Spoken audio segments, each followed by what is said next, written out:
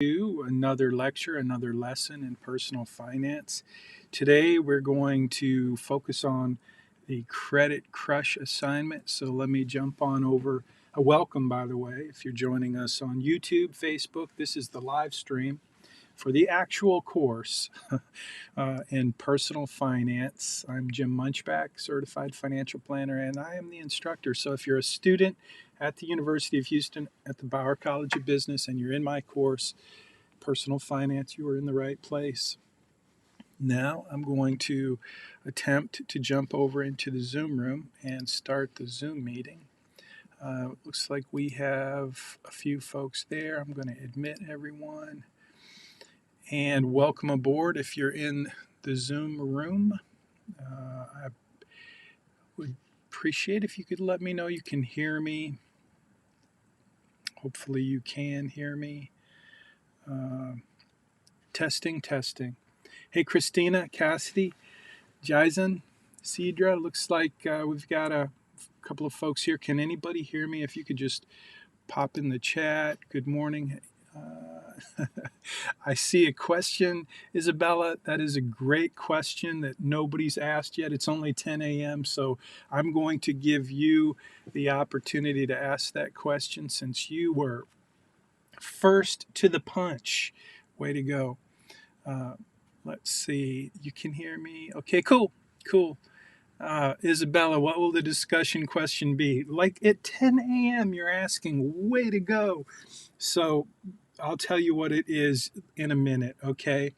Uh, in fact, I'm going to wait until 5 minutes after. Isabella, you win the prize, though, for sure. Thank you for asking. And I will answer the question and you will get the extra 10 points. So again, if you anyone who actually wins this contest, this prize of asking me, being the first to ask me what is the uh, class collaboration assignment, I guess.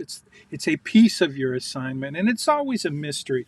Starting this semester, I decided to make it a mystery because so many students are under the impression that you don't have to pay attention to the Zoom meeting because this is an asynchronous course. You do not have to be here during this meeting, but you do have to you do have to watch the meeting at some point, which is why it's being live streamed to YouTube and Facebook. And this video will be posted in our Facebook soon. In our Not our Facebook. It'll be posted in our YouTube playlist. Sorry, I am back to playing with my new tool. If you recall, I have a new cool tool, and I'm going to be playing Dave Ramsey here in a minute. You see Dave's picture right there. That's my new tool. The little Stream Deck is my new tool, and so I'm having fun with that. Last week we lost internet. I'm so sorry for that. We did lose internet.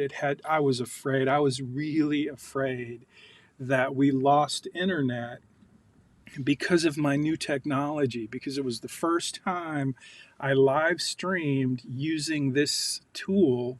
Hey, thanks, Cassidy. If everyone else could do what Cassidy just did, is put in the time that you got here in the chat.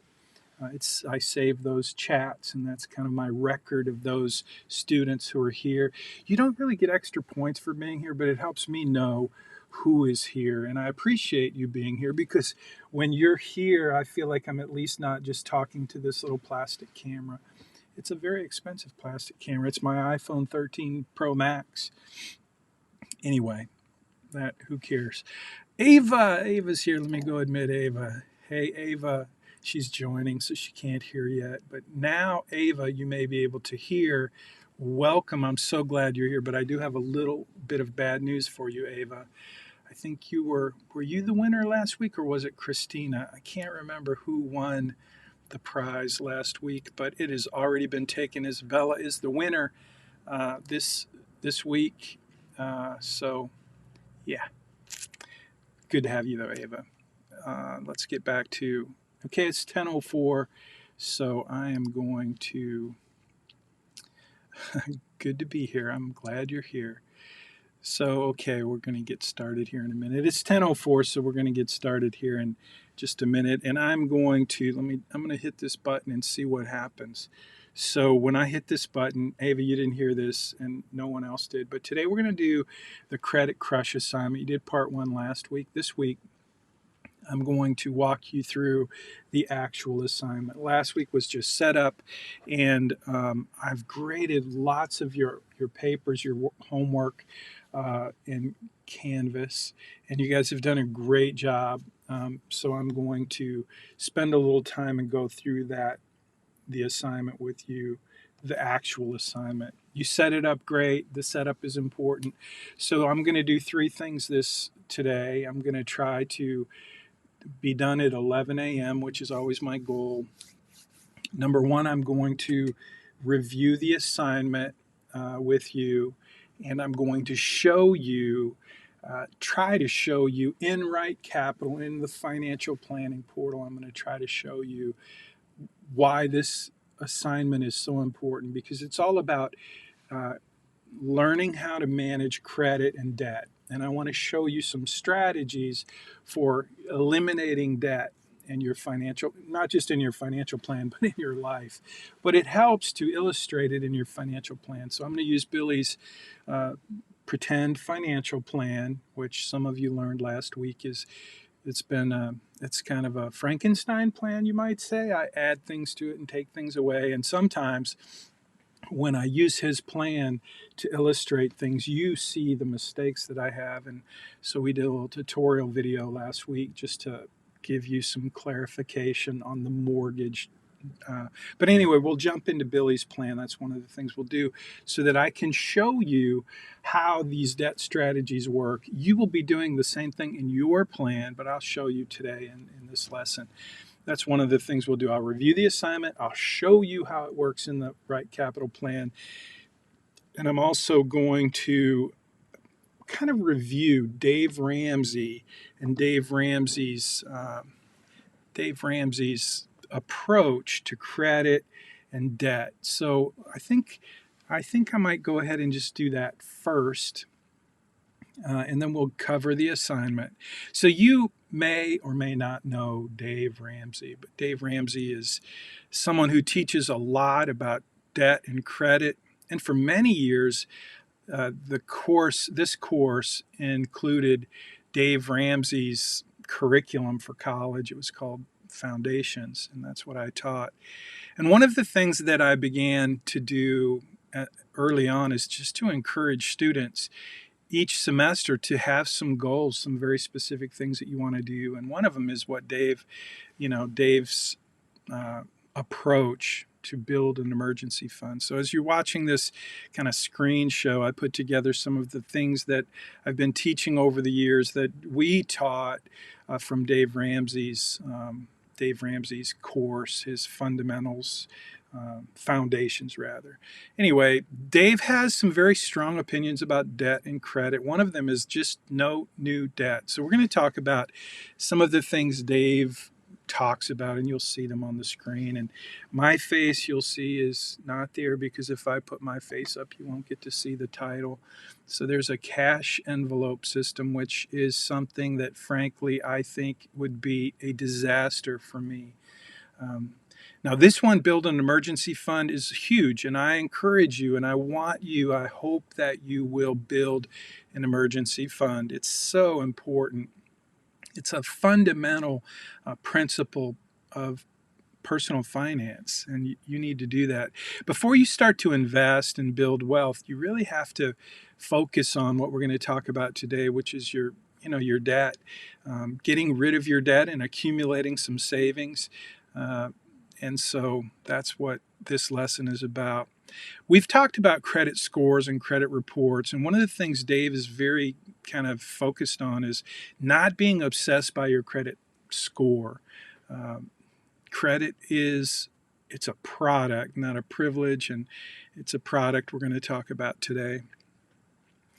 So here goes Dave's ideas about credit cards. Dave is not a big fan, as you know, of credit cards. And there you see his picture popping up every once in a while with the big scissors. That is Dave's approach to credit: is cut up your credit cards, get rid of your credit cards, don't have credit, and live debt free. That whole debt-free lifestyle is Dave's kind of trademark. That's what he's marketed. And I have some images of Dave with a $200 million net worth. Dave has made a tremendous living selling this idea. And one of his approaches is a very simple plan that we're going to talk about. And I want you to know the 7 baby steps. And each of those baby steps has a fundamental principle of personal finance that's super easy to follow. And building an emergency fund is one of those steps in the baby steps. And I hope you appreciate those baby steps as much as I do. Uh, so anyway, Dave, again, no new debt. That's something that Dave really focuses on. And he's not hugely, he doesn't want you to be too focused on your credit scores, although I think, this is one of the things that, by the way, Isabella, this is, wait for it, wait for it. I'm about to tell you what we're going to have as the class collaboration for this week. Debit cards is Dave's approach. He says use debit cards. I don't even own a debit card. Uh, the envelope thing, like I said, it would be a disaster for me. So that's really what I want to know this week in the class collaboration is Dave's advice about credit cards is something that is kind of unique to Dave. He's very focused on eliminating debt, getting rid of credit cards. And that's what I want you to talk about a little bit this week in your class collaboration. Just tell me what you think. How do you feel about not having any credit cards? I think I know how many of you feel. Some of you have shared your ideas with me and your pushback about Dave Ramsey's approach. It is a little controversial, but on the other hand, Dave's baby steps, Dave's very simple, fundamental approach to financial planning with these baby steps is really helpful. It's simple. It's a solid plan. If you had to only have one plan, these baby steps would be a great way for you to get started. And the first one is just save $1,000 for a starter emergency fund. And I hope you will do that. I hope that you will make that your commitment this semester to decide that you're going to do that you're going to save at least $1,000 for your emergency fund. It's a very simple and helpful approach to personal finance. So that is something that I hope you will do. Number 2 is just pay off all your debt, except for your mortgage if you happen to have a mortgage. And this, again, is something that I think is pretty helpful. And it's part of the 7 baby steps. Hey, way to go, Isabella. You're all ears. I like that. Okay, cool. You can't see the comments. If you're in the Zoom room, you can see the comments, but if you're not, you're missing out. So baby step number 3, this is where we build a fully funded emergency fund, and we'll talk a little bit more about that as we move forward in the course. But the $1,000 is a great start. It's just not exactly the end of the game. So you know what I'm going to do? I'm going to try to jump over here, and I want to see if I can play a little music as we go. I like the guitar music. Let me know what you think. Do you hear the music? Do you like the music? I'm trying to get back to... There we go. Okay, babies, you're watching the baby steps as we go there. This one is kind of a little scary for some people. The 15% of your gross household income towards retirement. We're going to talk about that goal later in the semester, and it's one that I promise you it's not going to be difficult. I'm going to show you how it's not going to be difficult. And this one may be relevant for those of you who want to have a family, or maybe it's for me, it's my grandkids. I should show you a picture. I will show you a picture of Caleb and Maddie, but not right now. So, this fifth step is all about saving for college. And it's another of the 7 baby steps that if you have kids or grandkids, it's great. Number 6, this one is, maybe not for everybody. So many people that I know don't want to pay off their mortgage. And my wife wanted to pay off our mortgage a few years back. And I was not really into it because, well, it didn't seem to make sense since the mortgage interest is a tax deductible expense. But we did that and we became totally debt free. And that takes us to baby step number 7, where we have the opportunity to just build wealth. After we got rid of our mortgage payment, it was kind of crazy how quickly we were able to build, our net worth because we were able to save it instead of put it into the mortgage. Building wealth and giving generously, that's probably a trademark that Dave, one of the things I really appreciate about Dave. So anyway, these 7 baby steps, again, just kind of in summary, they're a really helpful, simple, solid plan, and they're easy to apply. Now, his philosophy, it really emphasizes living within your means, of avoiding debt, and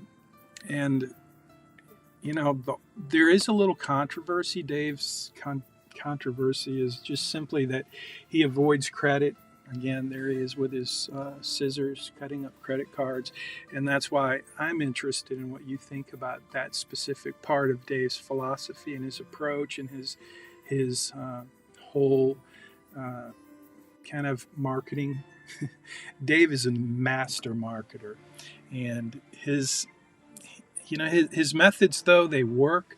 I spent some time in Dave's office working with his team over the years. Like I said, I have been teaching his material in college and in the community. I teach financial peace. I haven't taught it in a while. I'll talk more about that later, but Financial Peace University was something that I taught for many years in my church, a couple of churches. So it's impacted a lot of people. Now, Dave's credit, this is just kind of a summary of Dave's credit card approach to credit cards, and then kind of another review of, looks like a duplicate here. I think maybe so here's one, the debt snowball. If you're not sure what that is, it's one of Dave's approaches to removing or eliminating debt. And we're going to talk about that when we go through Billy's plan. I want to just show you how that works and why it's controversial, a little controversial. Obviously, living on a budget is key, and you should be this semester tracking all of your spending. I showed you how you can do that in Right Capital, or you can do it in mint.com. Your bank app probably has a pretty good feature for budgeting, but it's a really important part of Dave's approach and the baby steps. And again, the cash flow envelope system, that's another one that I would like to hear your comments on. You can comment on any of Dave's principles that you're seeing here, his approach to financial planning. I'm just curious, what do you think? Like, what is it about Dave's principles, his process, his approach, his 7 baby steps, his philosophy about credit cards, any of that? I want to know what you think. Just think about it. You can go back. I'm going to post this video, and you'll be able to see it in your playlist. So you can just watch it and take a screenshot and talk about whatever it is, whichever one of these things, these principles that you see. Do you like it? Does it make sense to you? Is it something you want to do in your plan? That's what I want to know from you. And you can leave comments in YouTube, Facebook, in Money Study Group. You can tweet it, whatever you like to do to communicate your thoughts and your kind of reactions to Dave Ramsey's approach. Any of his approach He's quite the character. If you don't listen to Dave, he's quite the character. So I'm going to go ahead and stop Dave for now, and I think we've covered it. I think we're actually looping that video again, so we don't need to do that. Anyway, I hope that was helpful. I do think it is helpful, Dave Ramsey's approach, his plan, the 7 baby steps. I want you to learn those. You've already taken a little quiz, but I know how easy it is to forget the things that you learn that could be so helpful and so valuable. And you learn them and then you forget them. And that's what we do as human beings. We learn it and we forget it. And it's there, but that knowledge does you no good at all if you're not actually doing it. Like starting with the first baby step. Will you do it? Will you take the initiative? Will you make the commitment to save $1,000? I know some of you have, and you're getting really close, or you just hit it. Isabella, way to go. That's not TMI. That's like, thank you for sharing that. Man, that's a huge step. And while it may be a baby step, it's a huge step. So I hope you'll do that. And I hope you'll follow the 7 baby steps all the way through. And then you can take that to the next level. As you start to earn and you start to develop your own wealth and you build wealth, there's more to financial planning, I think, than the 7 baby steps. But the 7 baby steps are a great way to start. So now let's jump into the lesson.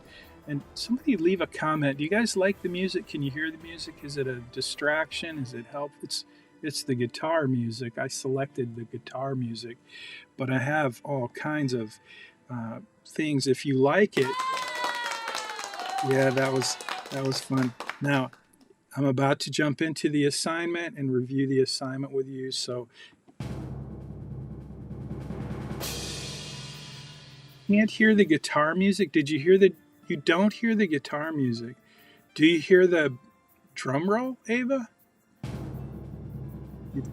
Well, that's good. I'm hearing the guitar music, so I'm going to stop the guitar music if I can find it. And then I'll get back to work. I'm sorry for my... I'm having a little trouble here. All overlays. Sorry.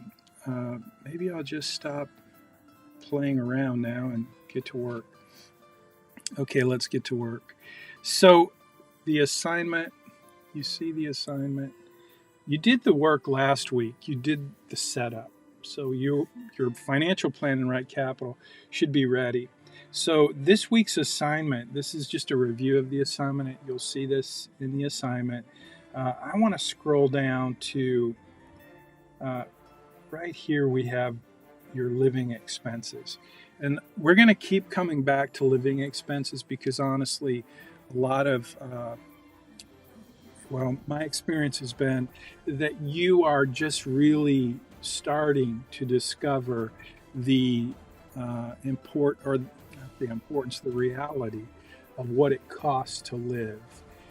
Living expenses are generally much more than you may know, more than you understand, because most of you haven't been paying for those expenses. And so one of my hopes in this lesson, in this semester, is for you to really start to I want you to start to step into the adulting world of being responsible for your finances. And since you're not really there yet, many of you are still in college, you're still receiving lots of benefits from parents, scholarships, government, student loans, whatever, grants.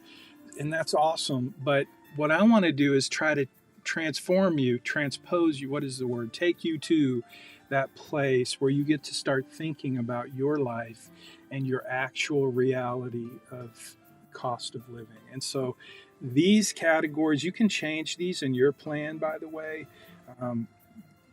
These are just the default categories that I think that we're seeing in Billy's plan.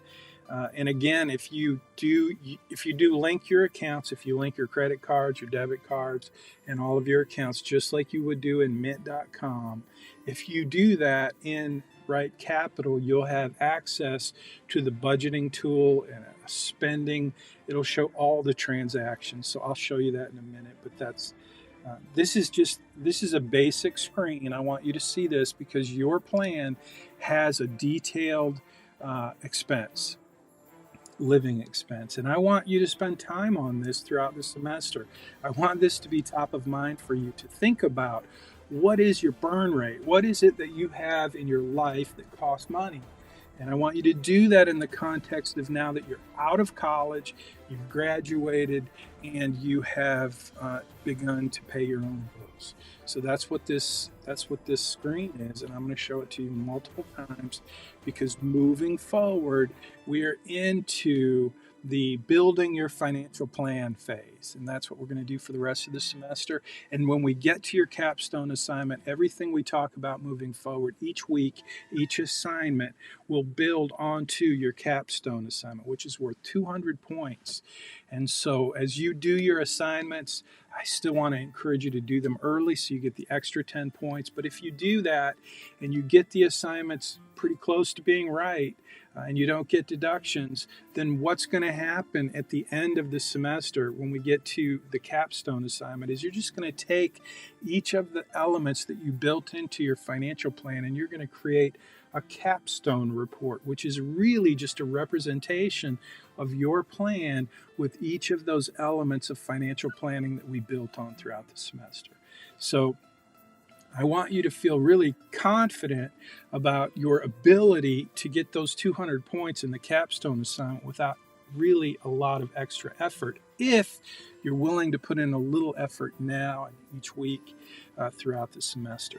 So again, moving forward, we're focusing on your capstone assignment by building your financial plan in Right Capital using the things that I'm going to teach you in each of these lessons moving forward. And today it's the credit crush, so we're going to talk about that. So this is the assignment. You should have bought that awesome car, and you should have financed it, and I'm going to show you a few things in Billy's plan here in a minute just to show you what I'm looking for when I grade this week's assignment.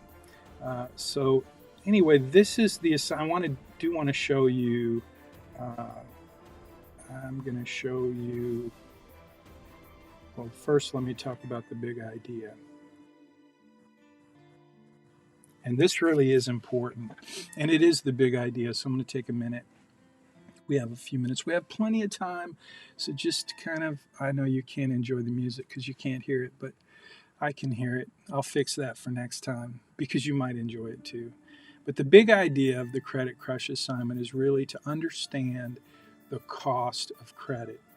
When I first started teaching this lesson, when I first started teaching this course, I've told this story 100 times, and I don't know, I'm not telling the story as much, or as I don't spend as much time telling the story, but it's a fun story to tell. It's a story about Billy and Sally and an experience that I had when I first started teaching this course where Billy was this dude that I met at a Firestone, and he was getting his vehicle, he was getting tires for his truck. He had an F-150 truck, and I met him there, and I got to watch the transaction, and he met this girl named Sally, and as you see in the images, Billy and Sally, they ended up getting together. They ended up living together, and he moved out of his mom and dad's house. He was working at a plant, and he went to San Jac. Billy was a young guy who was living at home making good money, and he bought this used F-150, took it to Firestone to get some tires, had a coupon to get. He was really smart, frugal young guy, and I'm like getting ready to teach this course, and so I was interested in just his story.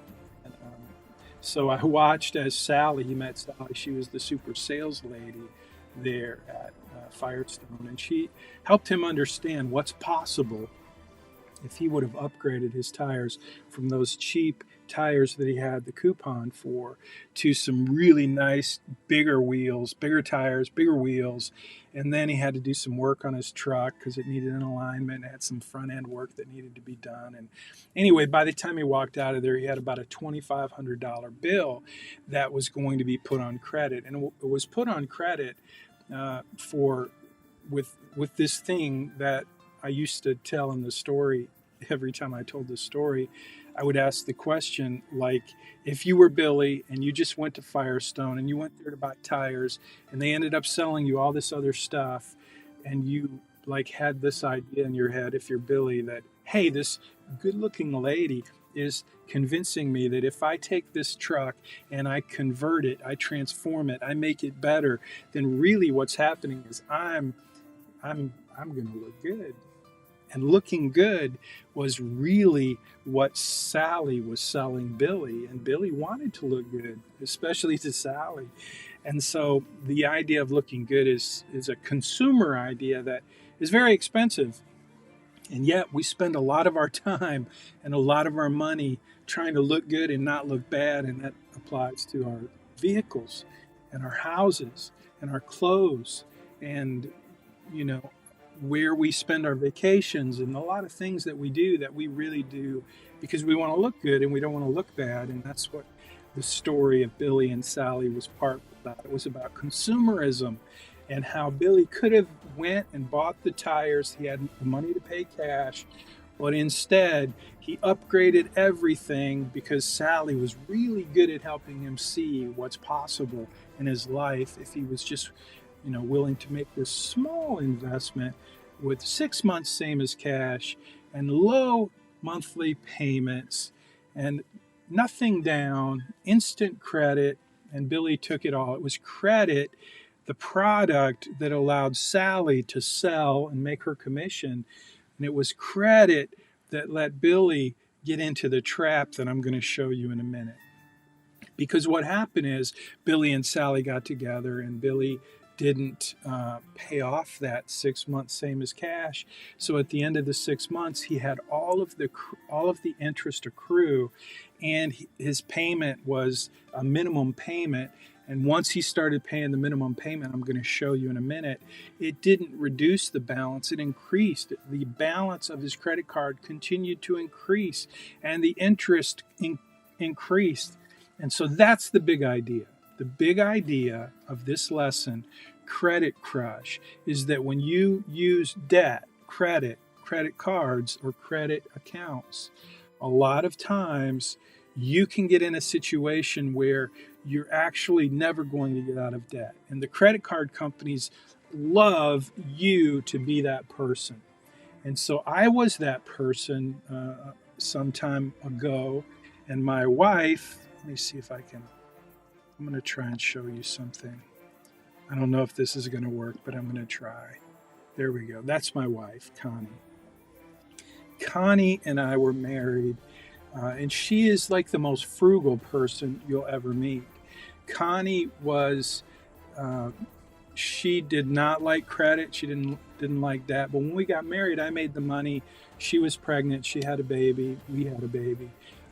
And during that time of our life, I was making really good money. Still in college, I was a master mechanic, and I was making more money than most of my friends. But the problem was I was spending it, and I felt like I deserved to buy stuff. So as we, graduated from college, got a house, I put a lot of things on credit. And when I wanted something, I found that it was, even though I didn't have the money to pay for it right now, I could put it on a credit account. And my wife, Connie, started to see how the credit was, we were getting deeper and deeper in debt. And so she showed me how it worked, and I was like embarrassed, and I was upset, I was angry. And so, she decided we'd go on a spending freeze. And that's a whole nother story I'll tell you another time. But that's my wife, Connie. That's Billy and Sally. And that's what the big idea is. When I discovered how much I was spending on credit interest and fees, it made me really understand that I didn't want to do that. And my wife is the one who helped me understand it. And I hope I can help you understand it. And that's what the big idea is in this lesson. So that's the lesson. You're going to see that in Canvas. But for now, let me jump on over to, I am going to now, if I can do this, let's see what happens. Okay, that didn't work so well. Hold on, give me just a second. And I'm going to jump over here. I'm going to try to, well, I guess what I'll do is I will go into Billy's plan here.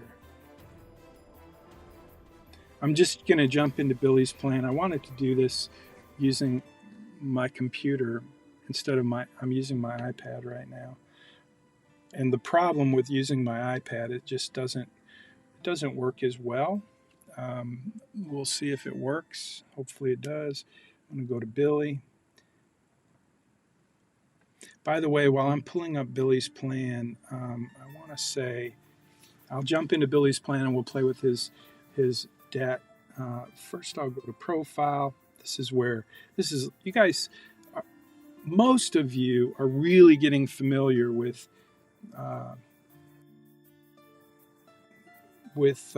navigating the plan.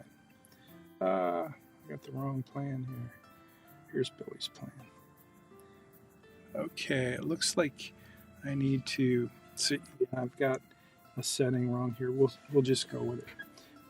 Most of you are getting really good at navigating your plan. It looks like some of you are a little late to the game, just now completing your first 6 data cards. If you're one of those folks who have just now completed one of your 6 data cards, you're probably one of those students who's not really on target to get an A in the course because you're behind. But most of you are not behind. You're doing really well, and I'm assuming that you have a pretty good grasp of the navigation of your plan, and that's what I'm showing you right there. So the upper navigation and the lower navigation, that helps me kind of figure out where I need to go in the plan. And I do this all day, every day. I know you don't. This is just one part of your life. But I hope that helps just to think of the upper navigation and the lower navigation, because when you go from profile to dashboard, for example, you see there are 6 different lower navigations. And those happen to be 1, 2, 3, 4, 5. Let me see. So when you go to profile, you'll see those are the initial data cards you filled out. And net worth is where you add all of your accounts, you link your cards. Family is where you have you. And so anyway, that's just hopefully when I bounce around in this plan, I don't want you to feel lost. So I just wanted to kind of highlight the navigation for a minute. So what we're going to do now is I'm going to go to 3 upper tabs just so you can see. We've got profile, we've got dashboard, and then in the middle we have retirement. Retirement is one of the places that you're going to be focusing your time and energy and attention throughout the course. So I just wanted to kind of highlight that. Profile, dashboard, and retirement. Those are the 3 major upper navigation tabs that we'll be using. So let's do this. You see the lower navigation when we're in dashboard, you see debt. That's where we're going to go today. That's where the Credit Crush assignment happens for you, is dashboard debt. So when we go to debt, this is the most important screenshot you're going to take. So what I've done is I've got Billy's plan with no strategies applied. And now I'm going to go to, you see the action items. And by the way, I'm on my iPad, but you can do this with your mouse too. You can just see how much debt he's accumulating. That's what that big mountain is debt. So he's got a lot of debt. Now, honestly, Billy's plan is similar to some of your plans. What's going to happen is, because you're very young, and many of you, and because I instructed you to go buy a house buy that dream car and put a lot of money on your credit card. By the time you do this assignment, you're going to see some numbers that are really probably not very realistic, which is what we're going to see right now with Billy. And that's just part of that's a drawback. It's not a feature, it's a bug. Anyway, it is what it is. I want you just to know what's behind those numbers so that when you get into actually managing your plan after the semester, you're going to go back to your normal age and you're going to start putting in your normal, correct data. But for now, you're 10 years older, you're making a good income, and you're spending a lot of money, kind of like I did when I got out of college. I made good money, but I spent a lot of money. And I learned from my wife what I'm trying to teach you now, and that's what these are going to be. These strategies that I'm going to teach you, what they're going to be is my lesson to you, my instruction to you for how to manage debt and get rid of debt, just like Dave Ramsey was talking about. Now, first I'm going to show you, I want to make sure you saw how I did that. So again, we're in dashboard and we went to debt. We're not in,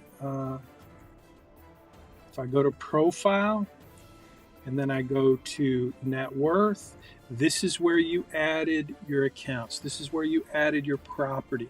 This is where you added your mortgage account, your car loan. And I'm not going to spend a lot of time here reviewing that because you pretty much did that. But that's where all of these assets and liabilities are added to your plan. And this is where you would edit them and change them. And so I've already covered, like we talked about the loans here. I'm looking at his mortgage, and this is where someone pointed out that there was an error here, the original amount and the balance, and it was wrong, and I changed it. But this is what your plan should have, is a data card for your mortgage, and it should have all of these little fields included, as well as this primary home. Now, if you have property, and this is something I see as a common mistake, I just want to mention it before we get into the Credit Crush assignment.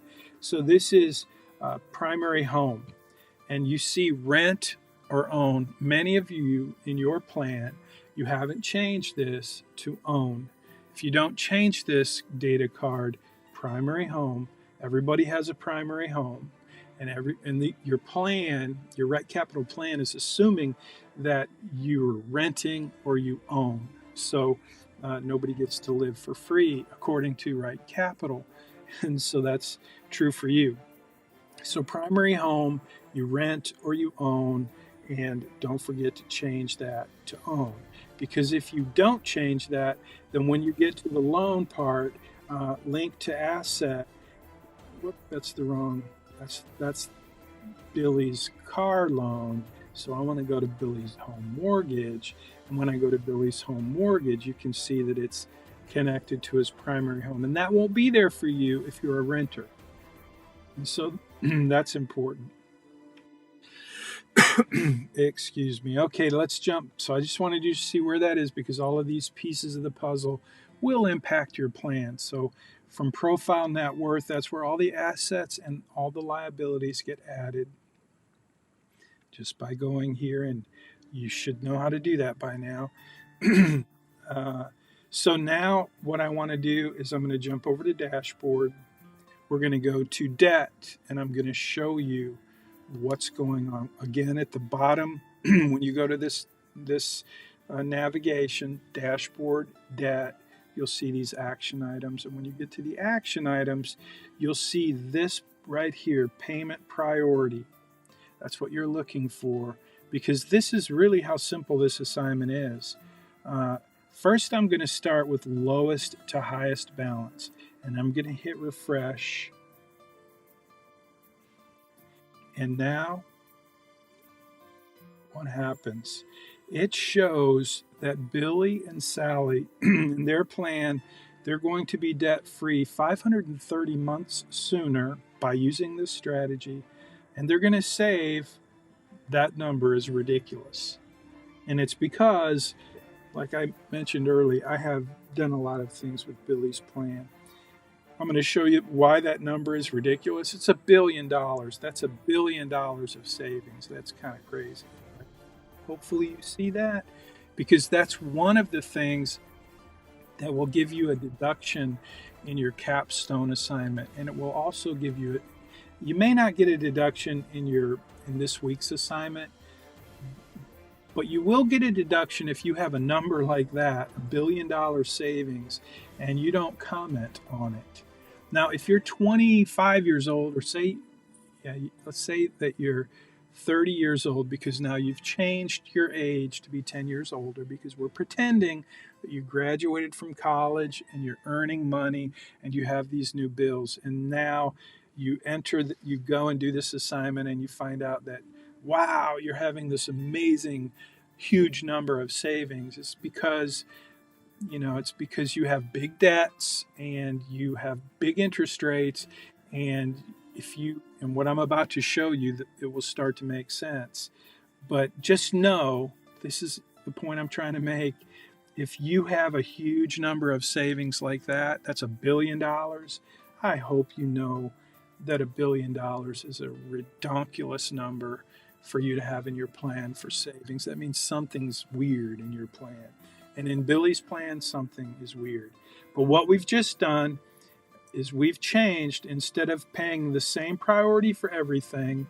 In other words, Billy's just going to pay whatever the minimum payments are, like most people would.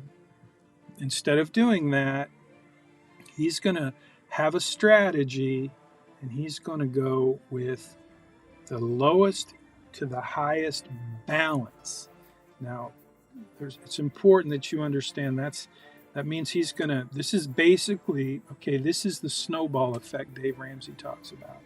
Because what Dave Ramsey talks about is the snowball effect. It's a psychological thing. Now, it's obviously also a financial planning thing that works better than no strategy. But the problem with the snowball strategy is it's a psychological thing. It's designed to take the smallest balance and pay it off, because you get to see progress in your plan more quickly, and that gives you more motivation and confidence to know that this strategy is working. So it's a great strategy, and in a lot of plans, it's as good as any other strategy. But in some plans, I'll show you, well, it may not illustrate great, but just think about it. If you have the opportunity to pay off loans with higher interest rates, even though you're not getting progress as quickly, you still have long term a better outcome. And that's why some people say Dave's strategy is flawed, because he's using the smallest balance instead of the largest interest rate. But I'm telling you, you do what works for you, and it will work for you. It's a strategy that works because you believe in it and you're willing to do it, and you recognize that it's actually going to work, and it will work. Once you pay those small loans off, then you take the amount that you used to pay in that small balance and you apply it to the next larger account, and you pay that one off. And that's what we're talking about here. So we're basically paying off the smallest balance, and then once that's done, we're taking the money and we're paying off the next balance. So you can see Billy and Sally have a tremendous number of pieces of debt and credit. And that's one reason why their results are so redonkulous with $1 billion of savings, because they have more debt than most people would have. But here's what you will see in your plan as well. You've got this tab. You see these 3 tabs: payment, details. I want you to be familiar with them, because that's where you're going to go. If you see a redonkulous number like this, $1 billion, I want you to be able to go in and say, okay, let's see, why is that? So here's what we have. This is a summary of all of Billy and Sally's debt. And you can see there the amounts, you can see the interest rates. And this is one thing I want you really to pay attention to. Because on your car, Sally's Tesla right now has an interest rate of 9.2%. Sally bought that Tesla a while back. So that interest rate may not be available for you when you buy your Tesla today. I don't know exactly what kind of credit you could get for your Tesla, but that's one of the things I want you to do a little research and figure out. This is one of the things that has dramatically changed from really just a couple of semesters ago until today, is the amount that you're going to pay if you go out and you get a credit card or a car loan or a mortgage. The interest rates have gone up a lot. And so I want you to pay attention to that. That's your homework assignment, is to not just say, okay, I'm going to buy a house, I'm going to figure out how much I can spend to buy the house, but you have to figure out how much can you afford to spend on a house with interest rates where they are today. Same with the car. And it doesn't really matter. This is pretend credit for you. And the whole point is for you to learn how this works in your plan so that you can see how it works and illustrate it for yourself. But that's what I want you to pay attention to, because as you do that, as you illustrate the impact of credit and the interest payments and the fees on your plan, this is where you're going to see the actual inputs to your plan. So make sure you have entered those correctly. And if they're not correct here on this page, what you have to do is go back to profile, and you have to go back to the actual liability, the loan, and that's where you make the changes. So I'm going to go back to dashboard, I'm going to go to debt, I'm going to go to action items. So we've already done that. We've said lowest to highest. Now I want to just play around and say, let's look at the payments. Okay, I can see the payments. Let's look at the details. So let's just start with, here's what I want to show you first though. I'm going to go back to strategy, and I'm going to put it back to enough to where it's all the same. And this is what my wife Connie helped me understand. So now if I go to details, and let's say Billy's truck, it's a crazy truck. Let's not go to the truck. Let's go to Sally's Tesla. So in each of these cases, they're paying off. I'm looking for one. There we go. So in most cases, their payment is sufficient. Their minimum payment is sufficient to eventually pay off the loan. But here's one, and this is what my wife showed me, that many of our accounts were set up with a minimum payment that was not enough to ever pay off the balance. And that's what we have here with Billy's Chase credit card.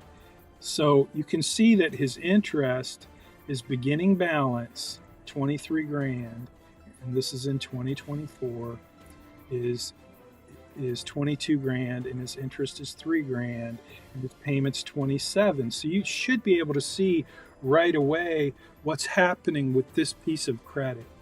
It is going to increase his ending balance. And the reason for that is because his balance and his interest, every month that interest gets added to the balance, and then he makes a payment. And in this case, the payment that he's making, the credit card company is super happy to let him make a minimum payment that will never, ever get him out of debt.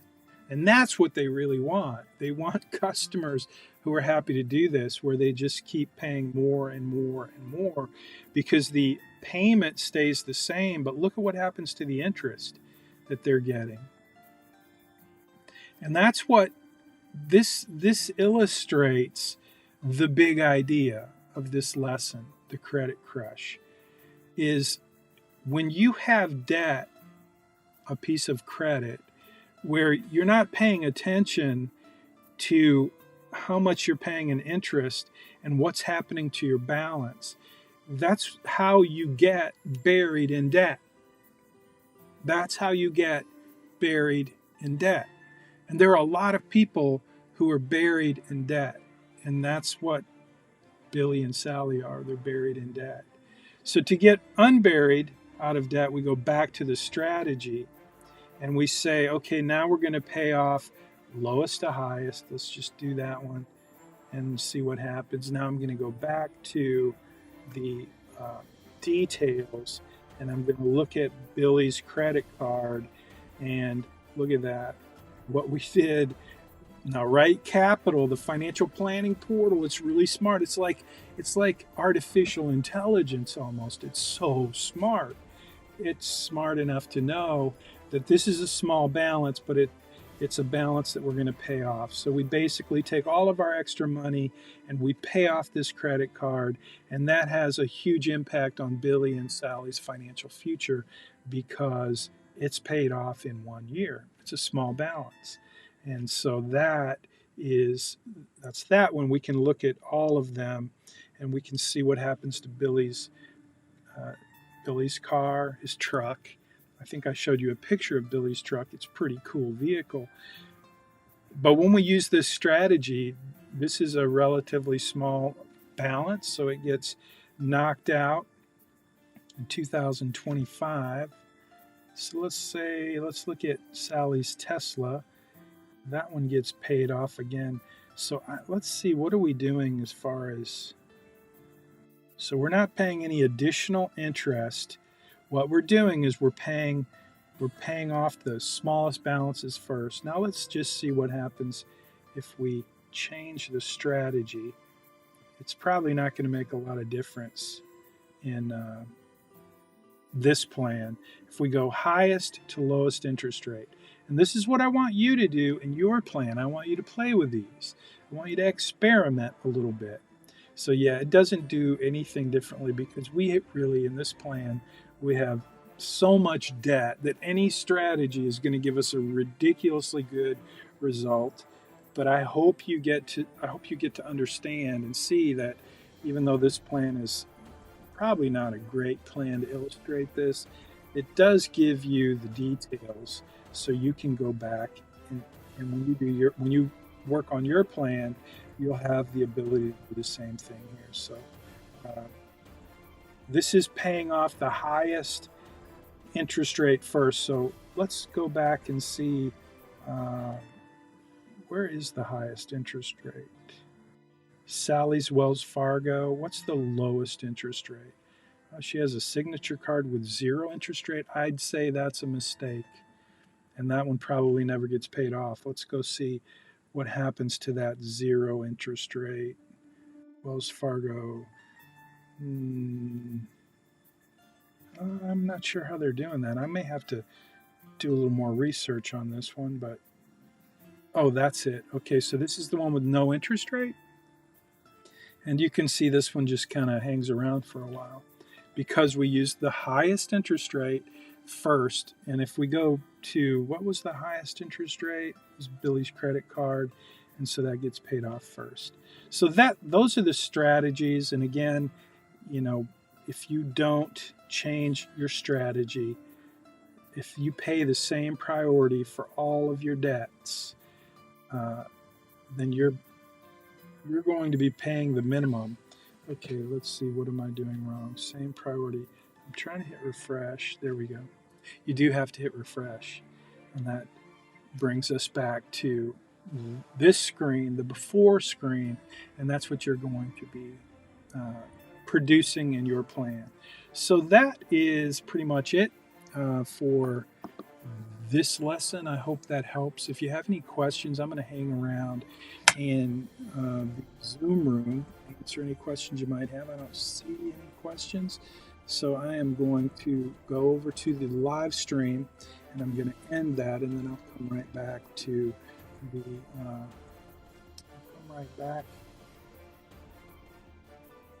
Let me put Billy's picture up there, Billy and Sally.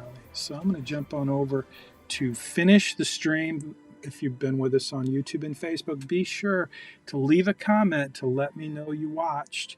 And you're welcome to leave your class collaboration for this week's lesson in your comments on Facebook or YouTube or Inside Money Study Group, which is probably what most people are more comfortable with, but I love it when I see your comments out there on the worldwide internet. You're welcome to do that. Leave a comment. It lets me know you're watching, and it fulfills your class collaboration component for this week. Okay, so if you have any questions, you're welcome to leave a comment if you're watching on YouTube at 2 o'clock in the morning or Facebook.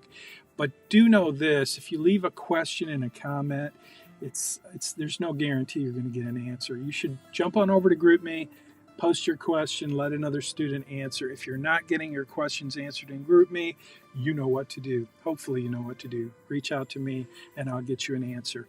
Thanks for watching. I'm going to end the broadcast.